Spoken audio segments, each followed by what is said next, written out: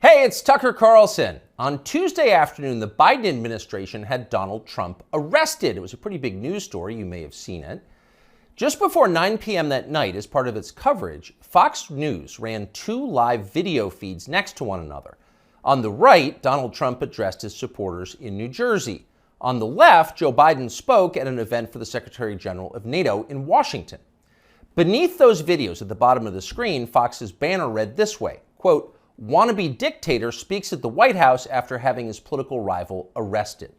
Those words were up for less than 30 seconds, but the effect was immediate. Inside Fox, the women who run the network panicked. First, they scolded the producer who put the banner on the screen. Less than 24 hours after that, he resigned. He'd been at Fox for more than a decade. He was considered one of the most capable people in the building. He offered to stay for the customary 2 weeks, but Fox told him to clear out his desk and leave immediately. Then the company issued a public apology for the 27-second-long wannabe dictator line. Quote, "The chyron was taken down immediately," Fox's PR department said, and then added ominously it was, quote, "addressed." That was all true, but it was not enough to save Fox News from the ensuing scandal. For a time in the rest of the media, Fox's assessment of Donald Trump's arrest seemed to overshadow Trump's arrest itself. Suggesting that Biden is a dictator, declared the Washington Post, quote, "crossed the line." Alexander Vindman agreed strongly.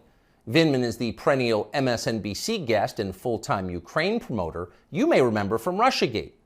On Twitter, he demanded that the Pentagon pull Fox News from all military bases. It is, quote, "absolutely unacceptable for American Forces Network to carry programming that directly, spuriously, attacks the commander-in-chief of American Armed Forces," Vindman wrote. In other words, Joe Biden must ban all criticism of himself because that's what non-dictators do. John Cusack went further still. "For the crime of calling Biden a dictator, Fox should be shut down," wrote the 80s-era movie star. Quote, "the government has to take away their broadcasting license." And so on. It was all over the internet. Democrats were very, very angry. But why were they angry? If the banner on Fox was false, why the hysteria?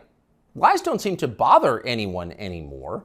If some cable news producer had called Joe Biden a genius or accused him of being secretly Sudanese, would anyone be yelling about it? Would Fox News have apologized for it?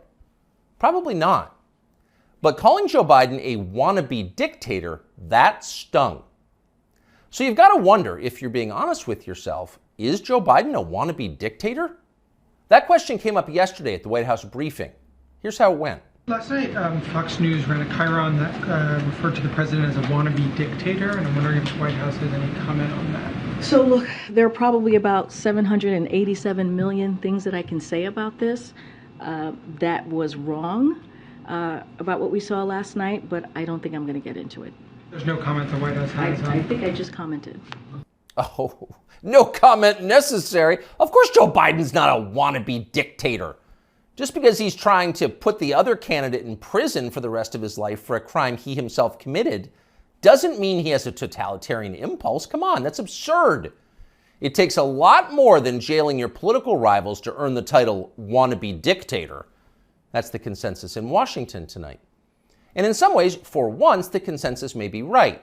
It is not a small thing to be a wannabe dictator. It's quite a process. There are a lot of steps. First off, there is the money. The one thing that all dictators have in common is they enrich themselves and their families, their tribe, even as the countries they govern grow steadily poorer and more desperate. They take kickbacks from businesses and from other dictators. They use the official functions of their government to funnel cash to themselves. They don't bother to hide the fruits of this. They live in garish mansions with big lawns, far from the teeming cities, even as their own citizens languish in growing poverty, in some cases literally living in tents on the street. So they don't really hide it, it's all pretty blatant. And ordinary people resent it. Of course they do, and wannabe dictators know they resent it, but they don't care.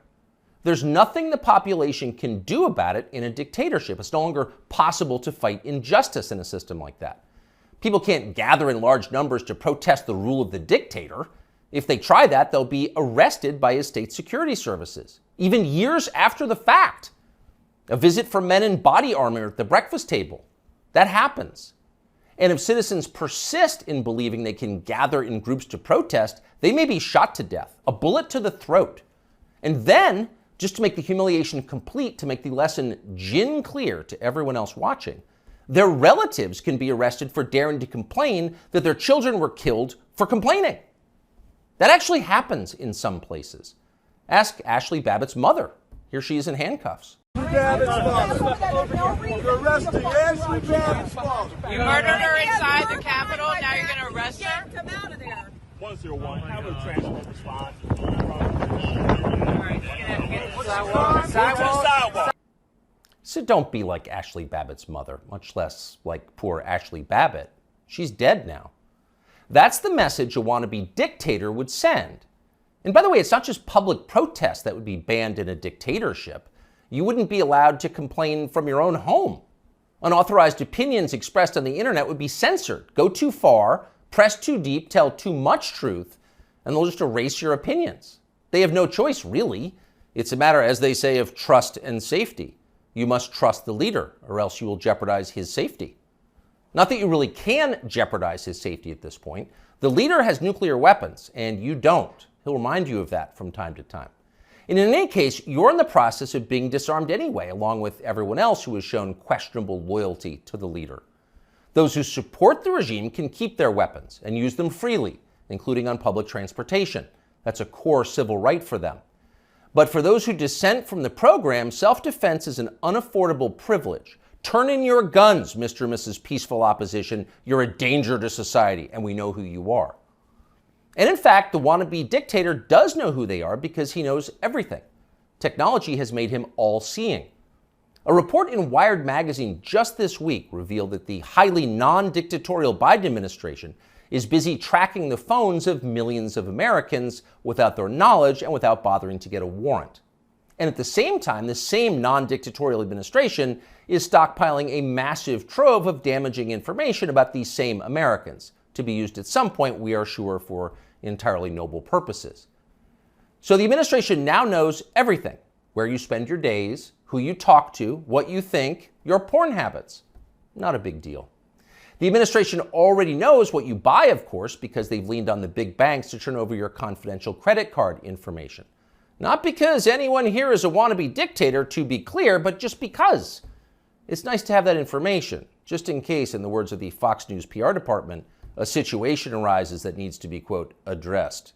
It's all totally normal. It's not a dictatorship, okay? But in the end, the main reason you know Joe Biden is not a wannabe dictator is because he just does not fit the profile as a man. Dictators have that look. You know one when you see one. Dictators build cults of personality around themselves, and they use those cults to deny the glaringly obvious. In his later years, to name just one example, North Korean dictator Kim Il-sung developed an enormous baseball-sized tumor on the back of his neck. It was huge. It was grotesque. It was right there. You couldn't ignore it. You couldn't possibly not see it. But in North Korea, state media did ignore it. They pretended it didn't exist. And so, in some important sense, it didn't. If a tumor grows on a neck but no one acknowledges it, is it really there? Thankfully, nothing like that is happening in our country or ever will. If Joe Biden ever developed some profound physical or medical problem that was obvious to everybody, journalists would say something. This is not North Korea. We don't have state media here. If Joe Biden was, say, incapable of completing a full sentence, or mistook his sister for his wife, or suddenly started falling down in public for no reason, the New York Times would report on that and then get to the bottom of what was actually happening. That would be its duty in a free country like ours. It's not like they would cover it up. The very idea of a cover-up sounds like a conspiracy theory, a dangerous one, actually, so stop it. And by the way, if Joe Biden was a wannabe dictator, he'd have the family to match. All dictators do. Saddam Hussein had Uday and Qusay. They were princelings who lived above the law, indulging their most decadent fantasies with total confidence they would be never held to account by the police. As the sons of a dictator, they knew they could do exactly what they wanted, and so that's what they did. There's no one like that around Joe Biden. He doesn't have weird sex scandals at the heart of his family that no one in the media will ever talk about.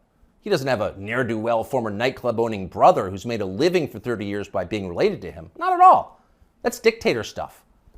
Joe Biden doesn't award ridiculous inflated titles to his relatives that the media are then required to take seriously.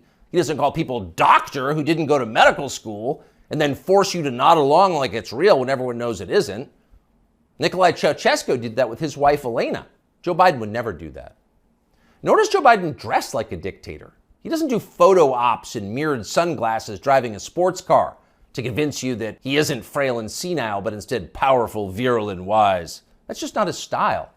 If Joe Biden was a dictator, he'd be wearing epaulets and carrying a tasseled riding crop, and he isn't yet, so calm down.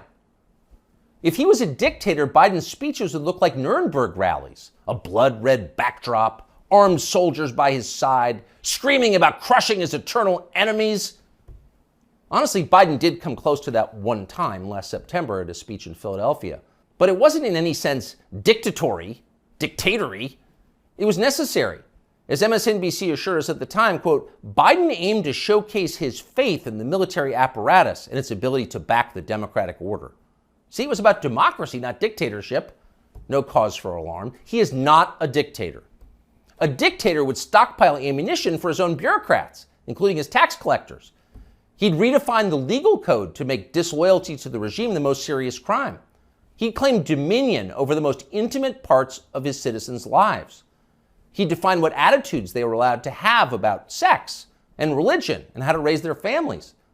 He would even, in his final grandiose stage of dictatorship, claim ownership of their children. And Joe Biden wouldn't do that.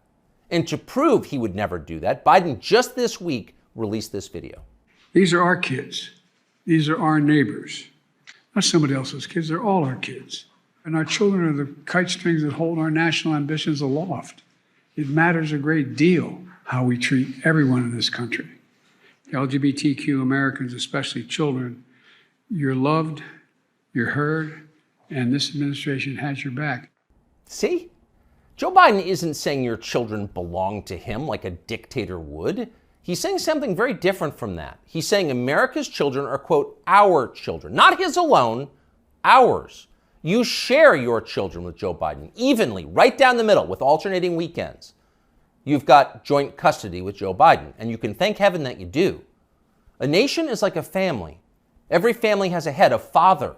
That's Joe Biden, our nation's father. And this, ladies and gentlemen, is now his fatherland. Just don't call it a dictatorship, or we'll have to issue a statement disavowing you. You often hear people say the news is full of lies. In Kennedy's motorcade, 239 people. The death of Jeffrey Epstein.